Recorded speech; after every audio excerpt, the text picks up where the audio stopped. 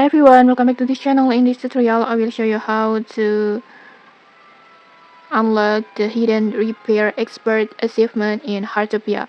So Heartopia actually has a secret achievement that called repair expert like this. And the good news is really simple to get.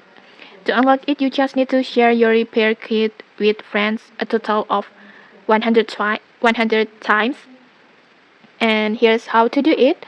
Whenever you join activities with your friends, like maybe fishing, insect catching, bird watching, or other groups activities, just make sure you bring out your repair kit like this, and then it's just use it near your friends, for example like this, and so they so your friend can benefit from the effect, and every time they receive that effect it counts as one share.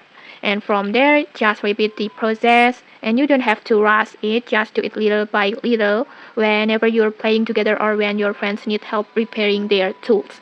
And once you reach 100 share, the repair expert achievement will unlock, and you will get this badge, this badge, this repair kit.